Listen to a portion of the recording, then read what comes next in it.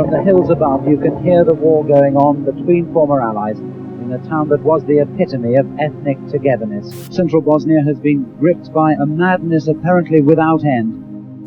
It's hard to imagine, in our continent and in our time, what kind of people could do this. It's one of Bosnia's biggest tragedies that friends become enemies so easily now. Throughout central Bosnia, the former allies against the Serbs are tearing at each other. Negotiators can only do so much. UN forces will not nor cannot get involved in trying to end the fighting. But the battle for the wider area goes on, village by village, with no mercy being shown on either side. The word atrocity has been used a lot in this war. It's usually very difficult to find out exactly what has happened. There's so much propaganda and myth. The tragedy is that there's nothing I can do for these people. Those who are in the upper echelons, who are actually making the decisions and orchestrating these genocidal campaigns, must also be brought to justice. We passed the now familiar sight of the results of this war, yet more families who've lost everything. Probably they will say maybe it's a war crime, because they are slaughtered civilians. And maybe in the future there will be an investigation of the Court of Justice in The Hague or something like that.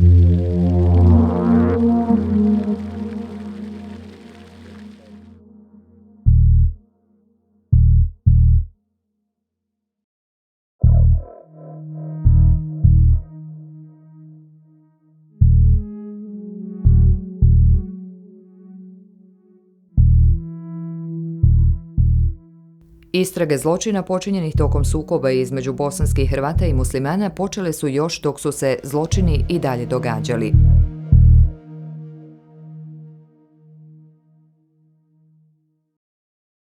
For the people of Stupni Do, the 23rd of October 1993 was hell. There is simply no other way to describe it. On that day, the village of Stupni Do became a blazing inferno of death and destruction. The sounds of gunfire and shelling of explosions were later replaced by the sounds of women and children, and indeed, I am sure, grown men crying.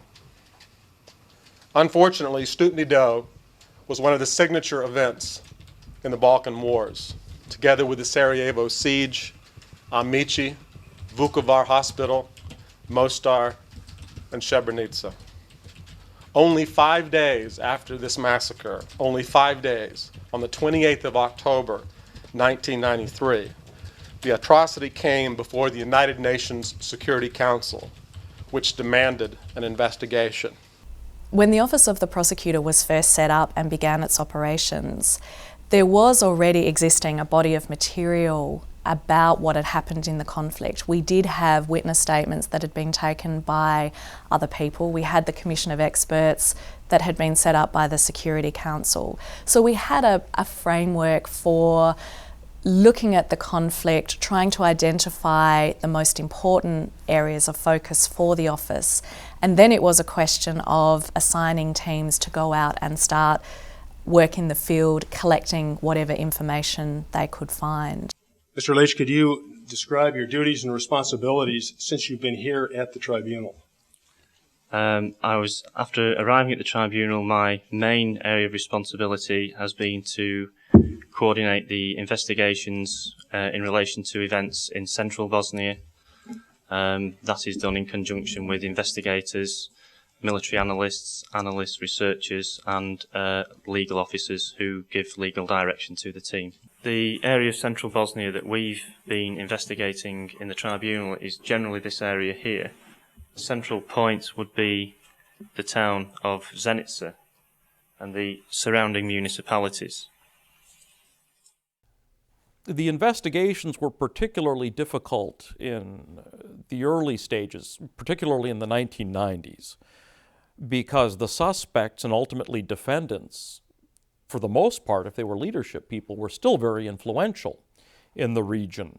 And in the case of central Bosnia, it was still the same group of people who were in control of both sides in the late 1990s who'd been prosecuting the war at the time.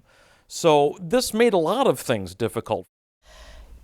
As you can imagine, the mere fact that the Security Council decided to set up a tribunal and imposed an obligation on states to cooperate with us in our work didn't then mean that all doors were open to us and we could just immediately have access to everything we needed to put our cases together. There was a lot of resistance, especially from the states of the former Yugoslavia, to facilitating our work, which meant that day to day we had a lot of difficulties accessing the documents, the crime scenes, the witnesses that we needed in order to build our case and ultimately come forward with a successful prosecution. Unatoč inicijalnim problemima, Ured tužitelja je podigao prve optužnice protiv bosanskih Hrvata već u novembru 1995. godine. With respect to the investigations into central Bosnia, we had a large number of indictments, both on the HVO and on the Bosnian-Herzegovina, Army of Bosnia-Herzegovina side. We had trials very early on in the mid-90s already. We did get some of our suspects in the building to have trials very early on. The fact is that this international tribunal has never had and will never have the opportunity to hear cases against all the persons allegedly being among the most responsible for the events in Lashvar Valley in one procedure. Chambers of this international tribunal can only hear a case regarding a person against whom an indictment has been filed and confirmed and who is present in The Hague. So it has been a reality that many of our early cases started with lower level or mid-level perpetrators who were accessible to us. But in fact that worked to our advantage in many ways because it meant that we could spend quite a lot of time and adduce a lot of proof about the crime base, what happened, what were the crimes committed. Richard G. Goldstone, procureur du Tribunal pénal international pour l'ex-Yougoslavie, fait valoir que, premièrement, des violations graves du droit international humanitaire ont été commises durant la période allant de mai 1992 à mai 1993, lorsque les forces armées du Conseil de défense croate, ci-après HVO, de la communauté croate de Srednja Bosna, ci-après HZHB, ont attaqué de façon générale la population civile musulmane dans les villes, villages et hameaux de la région de la vallée de la Lazva, de la Bosnie centrale. U aprilu 1996. godine general Hrvatskog vijeća obrane Tihomir Blaškić postao je prvi optuženi koji se dragovoljno predao tribunalu, ali prije nego što je suđenje i počelo, tribunalovi suci bili su suočeni sa pravnim pitanjima vezanim za dobijanje dokaza od država putem obavezujućih naloga. I mentioned that for many years the OTP had been seeking documents relating to the HVO military activities that it wanted to use in particular for the Blaskić case, but then also for the other related cases too. And at a certain point the trial chamber agreed with the prosecution that it should issue a binding order to Croatia to produce the documents that were in its possession.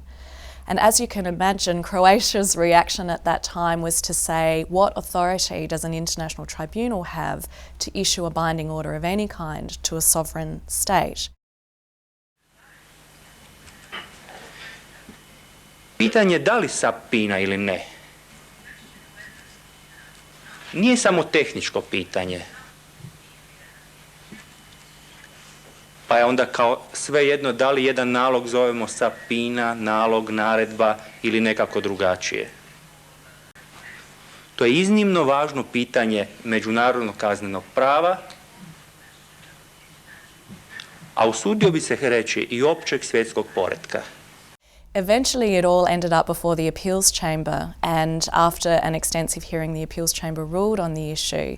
And importantly, it confirmed that yes, an international tribunal, and the ICTY in particular, does have power to issue binding orders to a sovereign state. Tako je ustanovljen pravni okvir za izvođenje dokaza u prvom predmetu vezanom za zločine u Srednjoj Bosni. Je ne doute pas que de part et d'autre, sachant que l'histoire nous regarde, la postérité nous jugera nous ayons à cœur d'assurer au général Blaskić ce procès juste, équitable et dans des délais raisonnables auxquels il a le droit et surtout auxquels l'opinion publique internationale a le droit d'avoir accès. Nedugo zatim politički vođa bosanskih Hrvata Srednje Bosne Dario Kordić postao je prvi političar koji se predao tribunalu. Na ovim ranim suđenjima suci tribunala su čuli kako je politički rascijep između Hrvata i njihovih bivših saveznika muslimana doveo do zločina u Srednjoj Bosni. The main players are on the one side, the more radical wing of the HDZ-BIH, which had taken over control of the Croatian political authorities in central Bosnia, and on the other side, the BIH government and the army of BIH, which by that point in central Bosnia was mainly composed of the Muslim ethnic group. Prvi dokumenat je u stvari odluka o uspostavljanju Hrvatske zajednice Herceg Bosne, koja je donijeta 18. novembra 1991. godine. Član prvi ove odluke govori o tome da se uspostavlja Hrvatska zajednica Herceg Bosna kao, naglašavam, politička, kulturna, ekonomska i teritorijalna cjelina. Značenje ovog prvog člana je, po mom mišljenju, u namjeri da se zaokruži dio teritorije Republike Bosne i Hercegovine u jednu cjelinu kojoj bi se dali državnotvorni elementi. Beginning in April of 1992, the HVO had claimed most of the municipalities of central Bosnia and set up parallel government and parallel military structures to the government's structures. And the two existed in parallel uncomfortably through 1992. There was sporadic fighting in October in particular. Uspostavljanje odvojenog entiteta bosanskih Hrvata prouzročilo je napetost, koja je učestalo rezultirala oružanim incidentima, posebno u etnički izmiješanim gradovima i selima Srednje Bosne.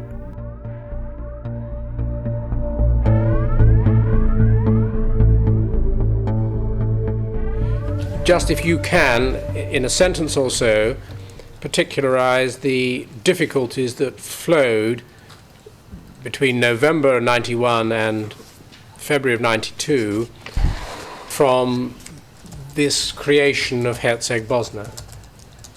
Can you give any examples, please? U tom periodu u Vitezu formira se jedna firma, Vitez Trade, uglavnom od predstavnika HDZ-a, koja izvozi iz Viteza eksploziv i barut, a koliko smo čuli i vidjeli, dovozi iz Hrvatske oružje, novac iz Hrvatske. Taj se novac dijeli hrvatskom narodu. Prvo su vlasti Herceg Bosne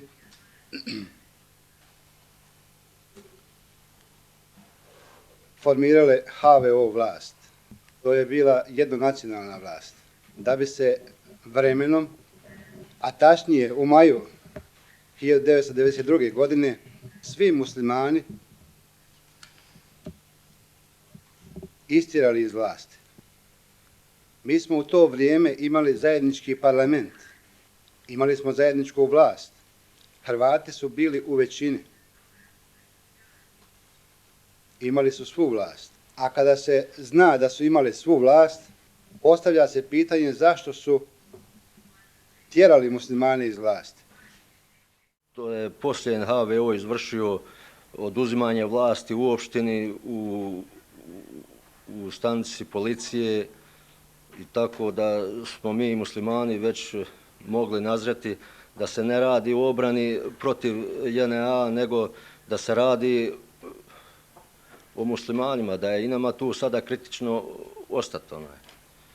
Što je koji dan, mjesec prolazio, više 92.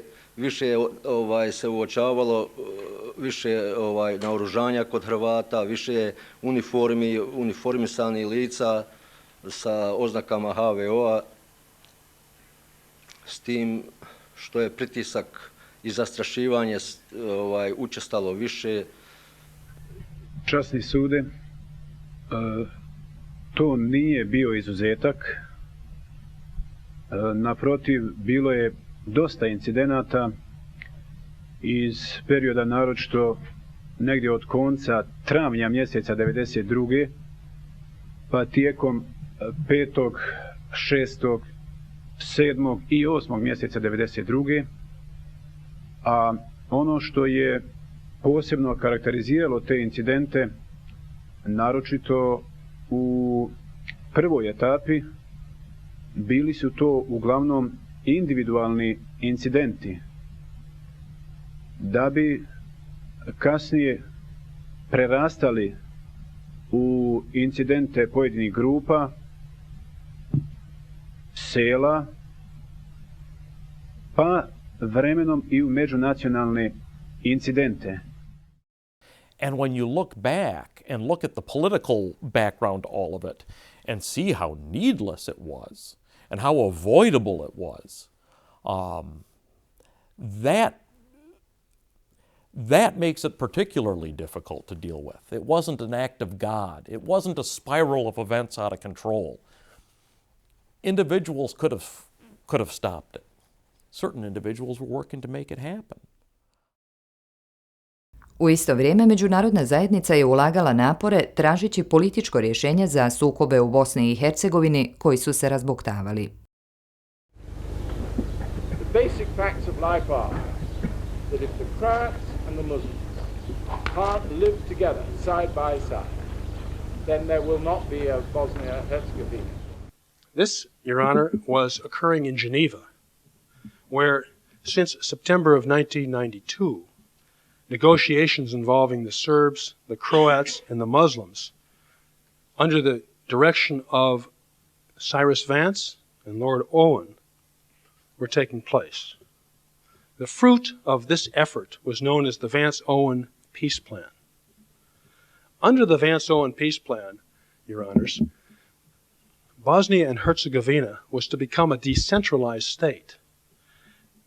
It was to be divided into 10 provinces, each of which was to be controlled by either the Serbs, the Muslims, or the Croats. Well, the Vance-Owen plan didn't cause the war in central Bosnia, but it certainly acted as a catalyst which brought matters to the fore, leading to the outbreak of hostilities in January of 1993. The Croats were assigned 3 provinces. Provinces 3, 8, and 10. Province number 10 included the Vitez municipality, the Busovac municipality, and part of the Kislyak municipality, where the crimes alleged in this indictment took place. When the Bosnian Croats were shown a map of this territorial division, they were elated. And on the 4th of January, 1993, Mati Boban accepted the Vance-Owen peace plan in full. He liked the map, the division. However, the Muslims and the Serbs did not. That leads to the first ultimatum to have non-HVO and non-Herzegovina forces to submit themselves to the HVO in the provinces which they considered to be promised to them in the Vance-Owen plan. They back off of the first ultimatum in January. When the second ultimatum expires, which is on the 16th of April 1993, within hours of that ultimatum expiring, you have the massacre in Ahmići at 5 in the morning on that same day. Vijeća su zaključila da su bosanski Hrvati pokušali silom sprovesti predloženu teritorijalnu podjelu. 16. aprila 1993. godine Hrvatsko vijeće obrane pokrenulo je masovnu ofanzivu protiv muslimanskih sela i gradova diljem Srednje Bosne. Za domovinu spremni!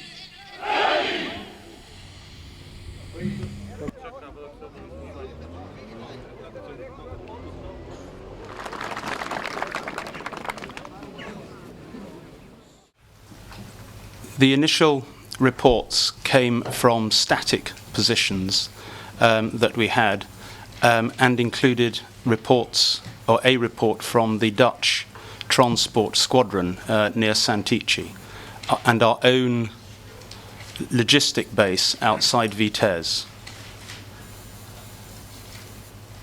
The reports centered on widespread fighting or shooting, a great deal of houses on fire up and down the Lasva Valley. And what was most puzzling of all were reports of large mortar and artillery exchanges or shootings. Between 200 and 300 artillery and mortar rounds had landed that morning in the area of Vitez and its environs.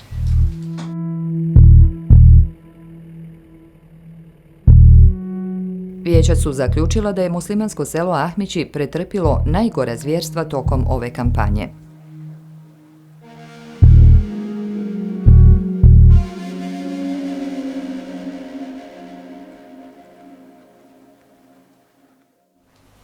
Kad je bilo negdje oko 5 sati i 30 minuta, tad sam čuo prvo ispaljenje sa gornje strane puške.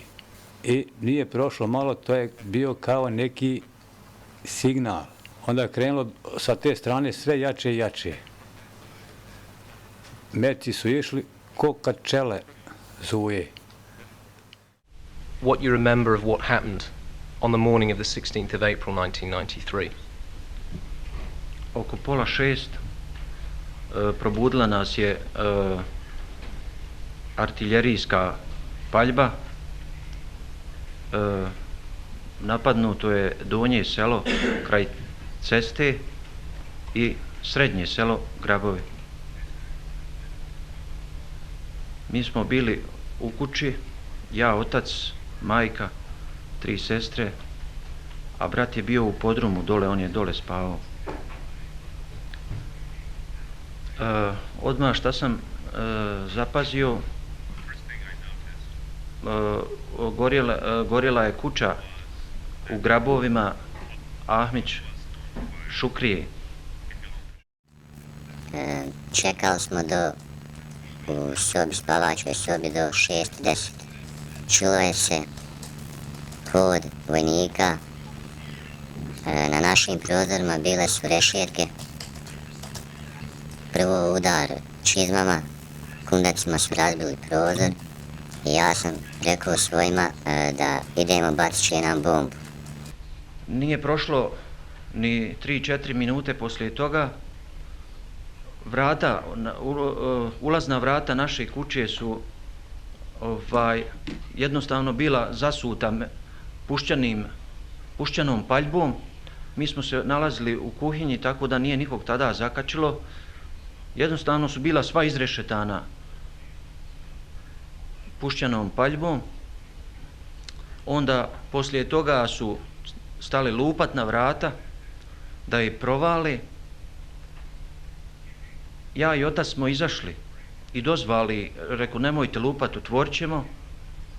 I mi smo im otvorili. Kad smo ugledali, bila su 2 vojnika. Bili su namazani raznoraznim bojama po licu. Ja sam istrčao na verandu u sebe, pogledao, nikoga nije bilo, pogledao sam tamo komšijama, nema ih. Osjetio sam granate gore da padaju, puca se iz ne znam sve s kakvog naoružanja.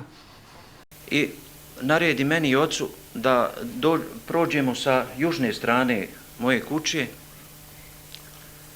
a ovom je manjem naredio da pričuva majku i sestre.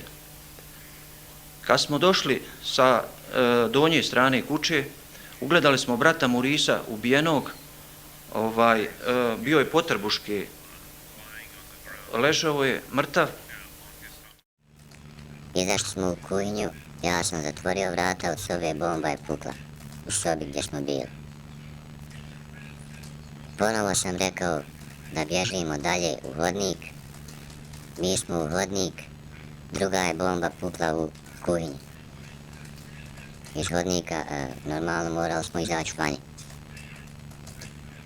Majka je prva otvorila, sestra, ja, otac. Čim smo izašli pred kuću, vidio sam ispred kuće bila je ograda, iza ograde 2 leša. Kad smo došli tu kod ubijenog mi brata, on je naredio, visoki vojnik, naredio je ocu iskorači 2 koraka. Otac je to jedva učinuo i onda mu je sa metra opalio jedan metak direktno u sljepočnicu. Otac je pao odmah na licu, mjesta je mrtav, ja mislim ostao. Zatim je meni rekao, iskoraci 2 koraka. Ja sam ga poslušao, iskoracio sam. Sa lijeve strane mi je isto meni sa metra opalio metak. Metak mi je evo ovdje ušao, a ovdje izašao. I on se okrenuo onda, u dvorište se vratio.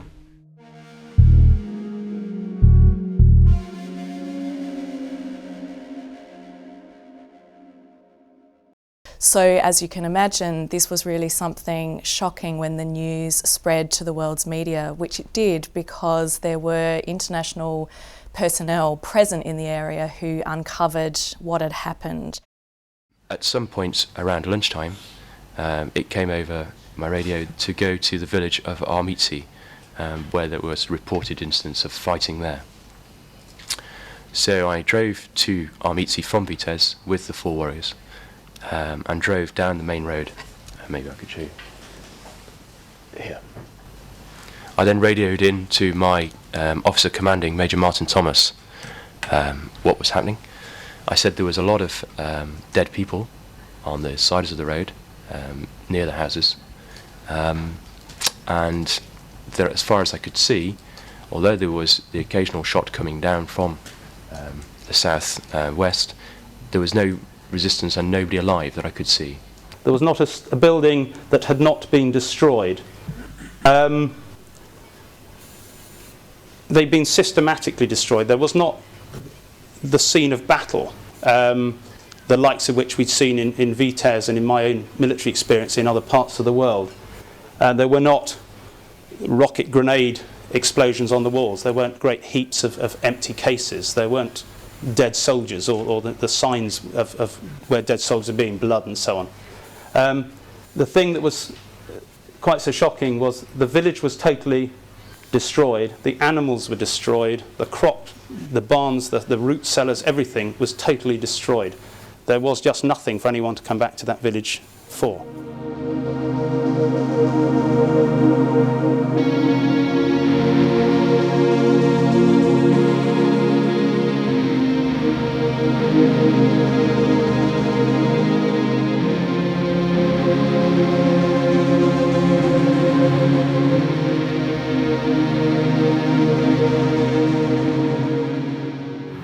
I mean, this is Europe 1993, not 1943.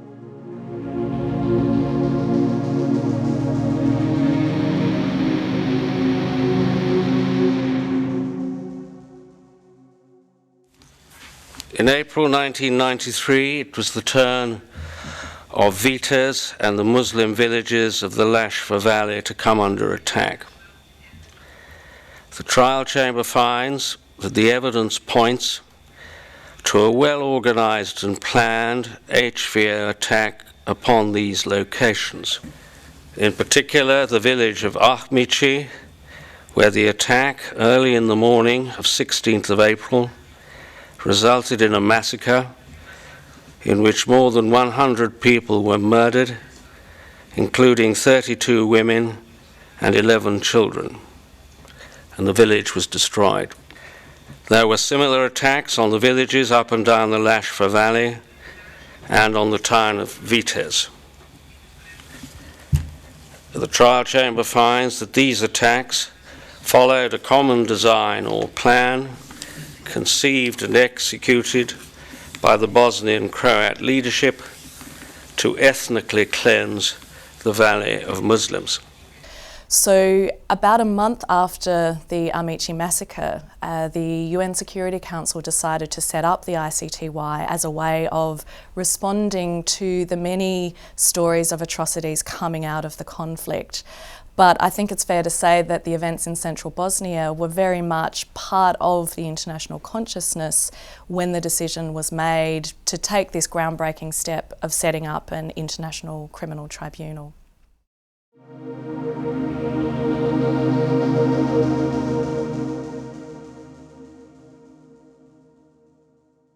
Masakr u Ahmićima bio je najgori, ali ne i jedini zločin Hrvatskog vijeća obrane.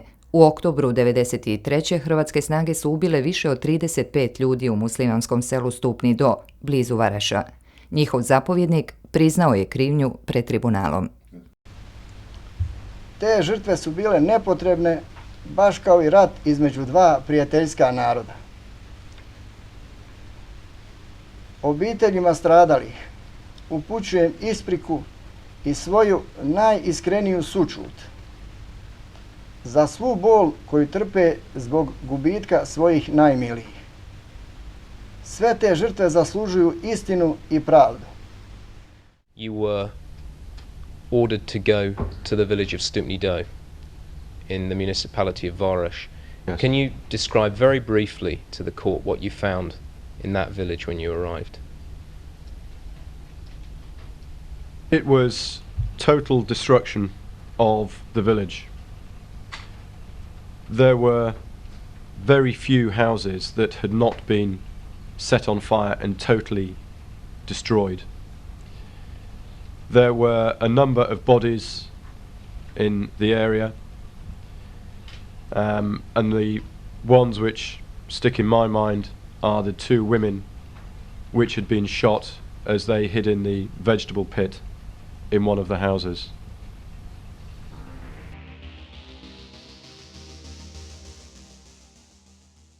Nalazi o zločinima bili su nepobitni, međutim neke države su nastojale onemogućiti prezentaciju ključnih dokaza na suđenjima. Another big problem we had in the 1990s was access to documentation, to good documentation.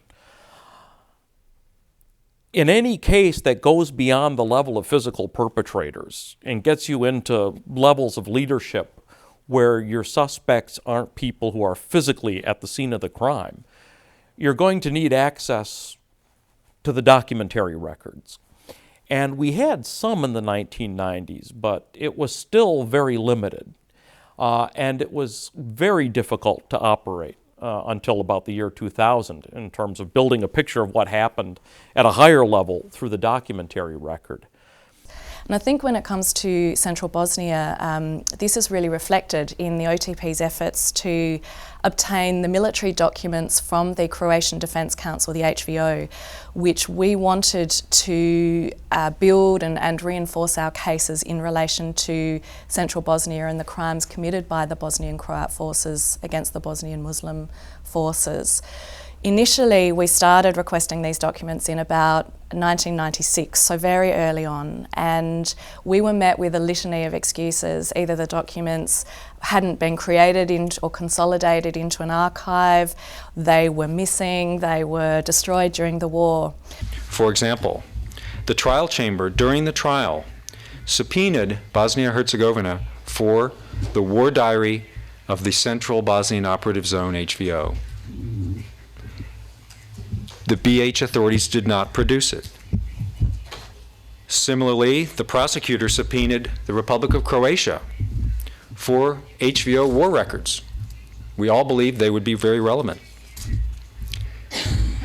Croatia did not, in the main, produce those documents. They certainly did not produce the documents that we are now able to tender to you from the archives. Things eventually began to change in about 2000 after there had been a regime change in Croatia, a new government. And at this time, two big archival collections were discovered, including the HVO military archive that we had been looking for many years. Eventually, we managed to get more full access to those documents in 2004, but by this time, of course, the Blaskić trial was already over and the case was proceeding through appeal. This appeal has been characterized by the filing of an enormous amount of additional evidence. This was due inter alia to the lack of cooperation on the part of the Republic of Croatia at that time, and to the delay in the opening of the Republic of Croatia's archives, which only occurred following the death of former President Franjo Tuđman on 10 December 1999, thus preventing the parties to this case from availing themselves of these materials at the trial.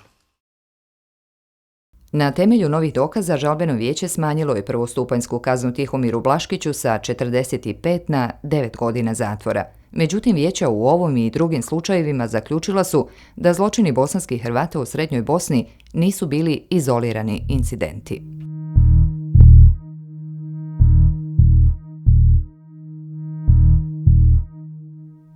No, they weren't isolated incidents at all. Which was something that was claimed early on, and which was something which was widely believed and something that was plausible until we'd had our investigations and our trials. We are not going to try to excuse the terrible things that were done at places like Ahmići or Stupni Do, and we never have. And I certainly don't, well, I certainly hope that the trial chamber thinks or recalls that our position on that issue has been absolutely consistent. But I must respectfully say this, that the prosecution has theorized that it is the Bosnian Croats that were guilty of widespread and systematic persecution throughout the territory of the HZHB and in the municipality of Zenica. Bad things were going on both sides, there's no question about it, but it was not a widespread, systematic campaign of persecution. But no, now looking back on that, we can say absolutely not. Stupni Do and Ahmići were not isolated incidents committed by wild units. It was part of a much bigger pattern and much bigger plan. In relation to those counts alleging persecution, the trial chamber finds, on overwhelming evidence, that there was a campaign of persecution aimed at the Bosnian Muslims throughout the indictment period in central Bosnia. It took the form of the most extreme expression of persecution, that is, attacking towns and villages with a concomitant destruction and plunder, killing, injury, and detention. The purpose of the campaign was the subjugation of the Bosnian Muslim population. I think another interesting feature is the fact that Croatia's role in the conflict in central Bosnia was very much an issue in many of our cases. And this might sound strange given that the tribunal is focused on dealing with individuals and not the responsibility of states, but it came up in a very important way in the central Bosnia cases because the prosecution charged crimes which depended on the prosecution proving that the conflict was an international one. Under the Tadić Appeals Chamber decision, as well as a more recent Alazovsky opinion of the Appeals Chamber, it is the position of those two appellate chambers that for international armed conflict to exist, there must be a showing of an overall control of the HVO by the Republic of Croatia. We believe that the prosecution has not made such a showing in this case. So that meant that we had to bring all kinds of evidence about the role that Croatia played in the conflict so that we could prove that indeed the conflict should be characterised as international. So we led evidence in quite a lot of detail about how Croatia was funding and training and equipping and overall directing and controlling the activities of the HVO. Javna hrvatska politika uvijek je polazila od toga da je Bosna država, da je ona cjelovita i da je Hrvatska prva priznala Bosnu i Hercegovinu. Međutim, objektivno, gledajući sve ono što se kasnije događalo, kad Milošević stvara na teritoriju Bosne i Hercegovine Srpsku republiku, Hrvati najprije Hrvatsku zajednicu Herceg Bosnu, a kasnije Republiku Herceg Bosnu, jasno je bilo da to nije učvršćivalo Bosnu i Hercegovinu, nego da je to razbijalo Bosnu i Hercegovinu. Znači, na jednoj strani je bilo javno manifestiranje u hrvatske odlučnosti da se zalaže za cjelovitu Bosnu, a na kraju vozili smo se na repu Miloševićeve politike, jer je upravo rađeno ono što je radio i Milošević. These arguments by the prosecution were met with very strenuous arguments in opposition by the defence, who really sought to prove that Croatia was not involved in the Central Bosnia conflicts at all. It will be made clear that there were not HV troops in Central Bosnia. As Major General Filipović will testify this week, he wished there had been HV soldiers in Central Bosnia because he could have used the help. They were getting the bejesus beat out of them in mid-1993 and could have used any assistance whatsoever, whether it be HV troops or not, and that simply was not the case. But despite those very strong defence arguments, the prosecution succeeded in proving Croatia's involvement and that the conflict was international. The trial chamber finds that there was a general state of armed conflict in central Bosnia at the relevant time. It also finds that there is a clear connection between this conflict and the alleged crime set out in the indictment. The trial chamber finds that due to the intervention of the Republic of Croatia, this conflict was international. The first wave of cases was the series of cases involving crimes committed by Bosnian Croat perpetrators against Bosnian Muslim victims. The second wave of cases involved Bosnian Muslim perpetrators and crimes committed against Bosnian Croat and Bosnian Serb victims, the so-called flip side cases.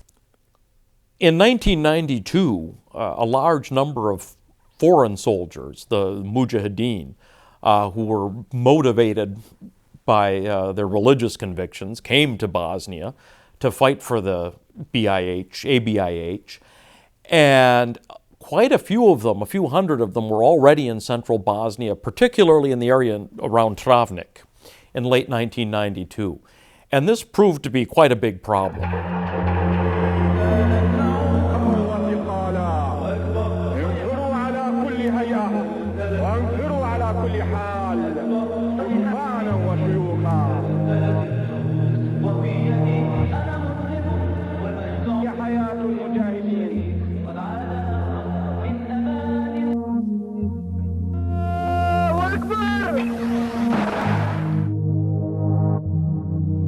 U junu 1993. godine Mudžahidini su pogubili više od 20 hrvatskih zatvorenika u selu Bikoši blizu Travnika.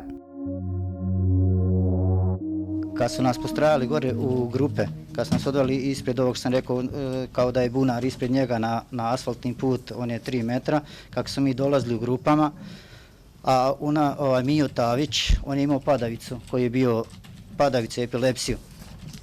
Kako mi smo stajali gore, ja sam bio druga ili treća grupa, sam bio gore i onda njemu je došao taj tren na napadaj njegov. Čulo se da je on zadrećao, pošao jadikovat, on se valjda prepalo, otvorili vatru. Ovaj što je stajao ispred mene na metar i po, 2, jer asfalt nije širio od 3 metra uopće. U poluklećeći stav sam ga vidio da je pošao da pravi, ja sam samo direktno i okrenuo se i bacio se na zemlju. I u samom padu, dok sam padao, metak me je pogodio u desni lakat ruke.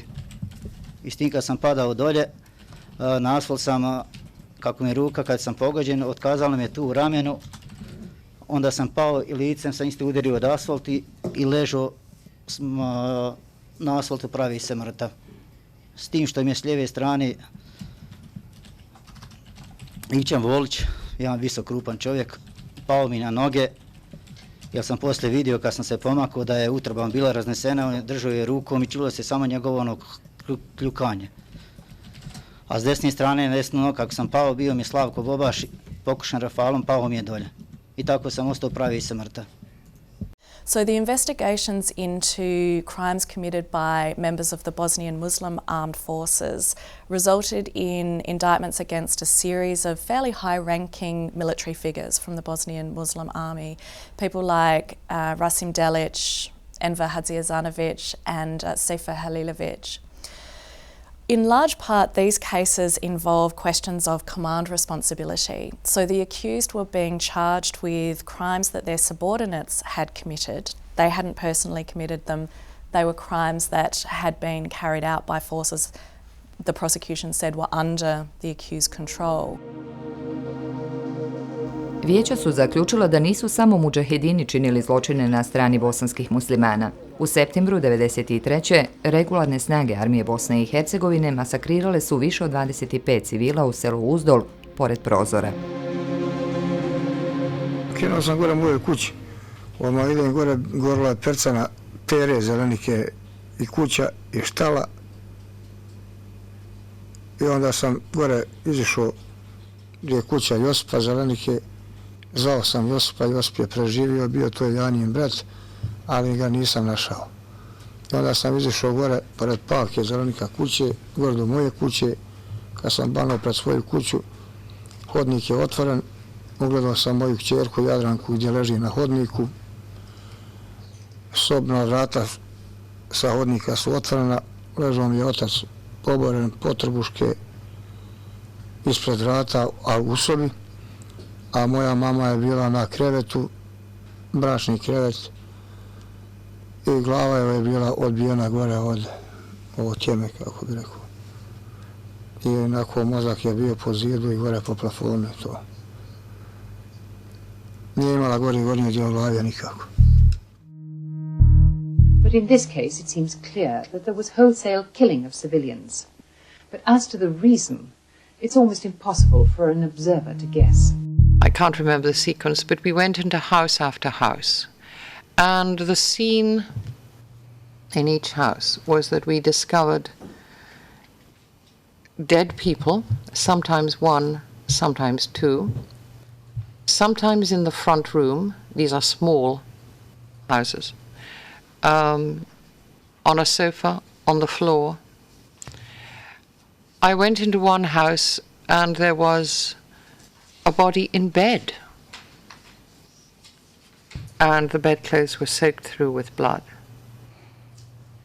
I went into another house, there was a body in the corner, there was a huge blood spray up the wall, a white wall. And all of these people were elderly, all of them. There were a couple in a barn. The army found them and called me over, and there was a man and a woman. He was lying on top of her, embracing her, as if to protect her. Both had bullet wounds.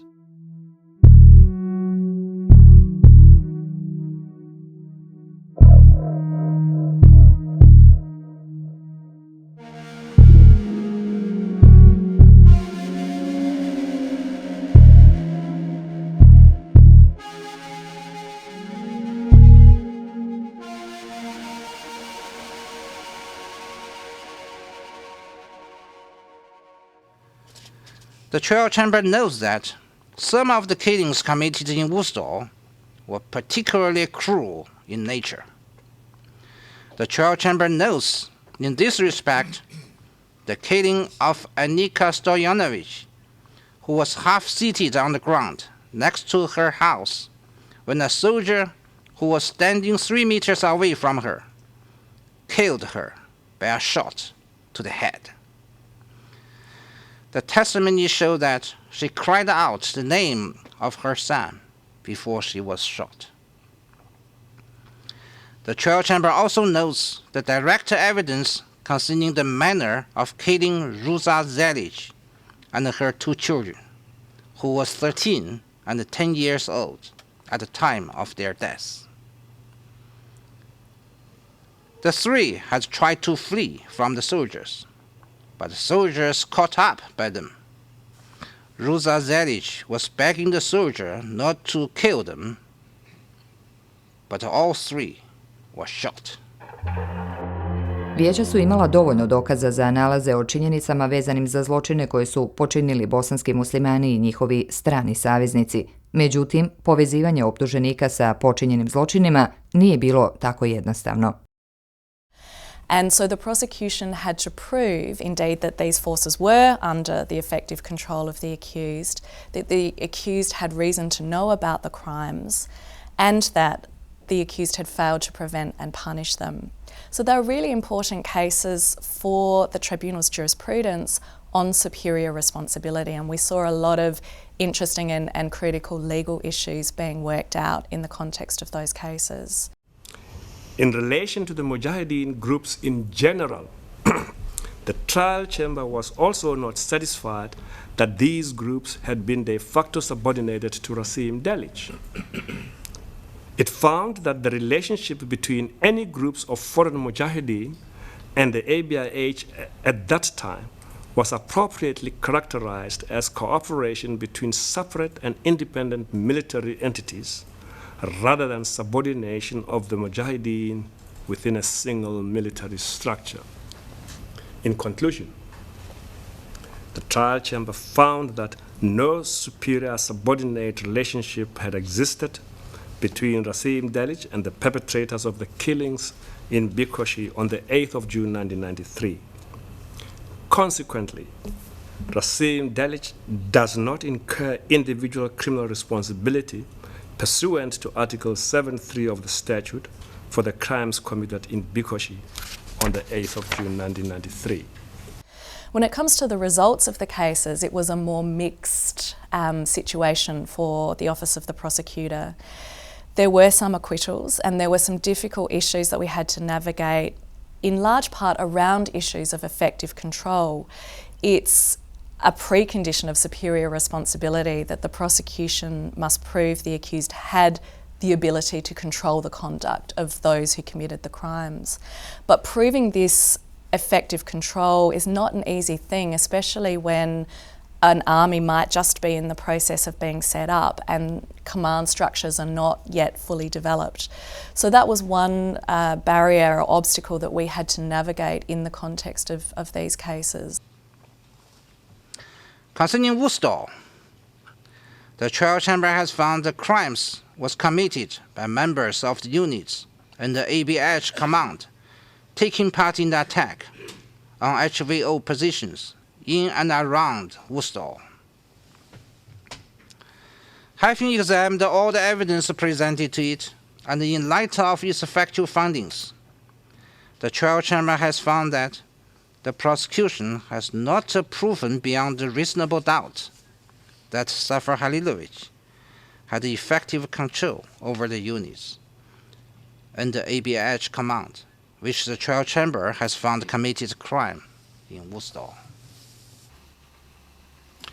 With a view to the victims and their relatives, it has to be further emphasized that a decision of acquittal does not necessarily mean that a crime did not occur. It simply means that on the basis of the evidence, the accused cannot be held individually responsible for these crimes. But overall, the reality is that accountability was established for crimes committed by the Bosnian Muslim armed forces and members of that, and that has been an important precedent for the tribunal. Vijeća su čula da je krvavi ciklus hrvatsko-muslimanskog nasilja prekinut rane 1994. godine potpisivanjem mirovnog sporazuma u Vašingtonu. And effectively, the agreement reached in February 1994 put an end as effectively a ceasefire to the conflict between Muslims and Croats in central Bosnia. That's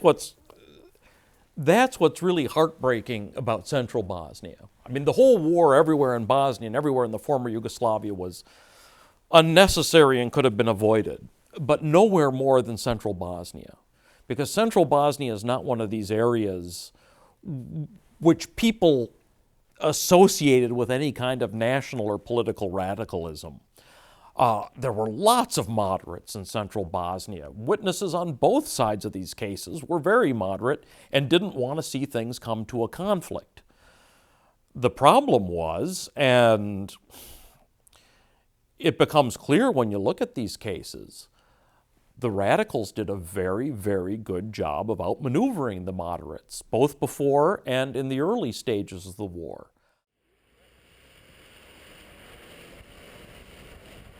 Hrvatsko-muslimanski sporazum nije prekinuo i rat u Srednjoj Bosni. U proljeće 1995. godine muslimanske snage su pokrenule seriju ofanziva protiv srpske vojske u sjevernom dijelu Srednje Bosne. Zarobljeni Srbi su odvođeni u zatočeničke logore kojima su upravljali mudžahedini. These people are committing a disproportionate share of the crimes that are being committed on the Bosnian side. A very disproportionate share, and also some of the most lurid incidents they're involved with. Kad su svi dovedeni u kuću, jedan od mudžahedina, ne sjećam se ko, donio je Gojkovu glavu zakačenu na mesarsku kuku u obliku slova S. Onako sa vrata idući glavu je bacio, ne sjećam se tačno redoslijeda, da li Krstanu Marinkoviću ili Igoru Guljevate, uglavnom kod njih dvojice je ta glava bila na krilu.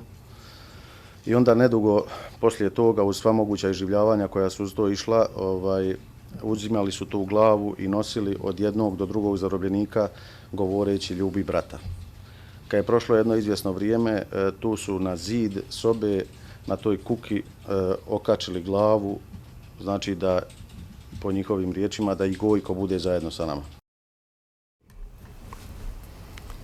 In relation to the gravity of the crimes, the majority, amongst others, recalled the appallingly brutal nature of the acts of mistreatment against the 12 VRS soldiers, which had lasted more than 1 month, and the physical and mental suffering that the victims had endured while subjected to such abysmal treatment during their detention in Livade and the Kamenica camp. And, you know, that's when it really dawns on you that, I mean, you have the numbers of victims in the schedule and the indictment, and you've got the figures. But for every figure you've got people with families. And it's only then when you start dealing with the people who were there that it occurs to you that the enormity of what happened. Because all of these numbers, that's all people. That's people with families and homes, and you know, you multiply it. It's not just central Bosnia, it's everywhere. And you get a real sense of the enormity of it. Nalazi tribunala igrali su ključnu ulogu u procesuiranju zločina počinjenih u Srednjoj Bosni pred sudom Bosne i Hercegovine. Pored Paška Ljubičića, čiji predmet je proslijeđen s tribunala, sud Bosne i Hercegovine je za te zločine osudio više od 20 osoba. The evidence that we gathered in those early days, working on the cases involving central Bosnia, were absolutely necessary in order to gain an understanding of the broader picture, and they led directly to the higher level cases, which were brought here. And every day we go back and look at some of these things over again. And this material and this knowledge will be used over and over again because they're still prosecuting people in the region. Dugogodišnji napori istražitelja, tužilaca i sudaca tribunala odigrali su ključnu ulogu u procesu utvrđivanja činjenica o zločinima u Srednjoj Bosni. Sudska praksa tribunala razvijena u ovim slučajevima igrala je značajnu ulogu u poticanju vladavine zakona u Bosni i Hercegovini i šire. Well, the biggest achievement is now we know. We know what happened. And if it hadn't been for the ICTY and all the efforts we put forward and all the support we got from people from the outside, we never would have known these things. We know an awful lot about what happened, and people will never be able to make the sorts of claims they were making 20 years ago about what happened there. And that's not just true for central Bosnia. That's true for the whole region. I think what's hopeful from the Central Bosnia cases is really the story of how international justice can ultimately prevail, even if sometimes it takes a long time, too long in the eyes of many people. You have to, I suppose, cast your mind back to what the climate was in those early years when the Central Bosnia cases started, where everybody was sceptical about whether the ICTY could ever even function as an effective institution, whether international justice was really an ideal that could never be achieved in practice. And then you think now about what we've managed to achieve over that time, and it is remarkable, and it has sparked a whole range of events culminating in the ICC that has been really important. And these cases of Central Bosnia, I think, played a really important part of all of that.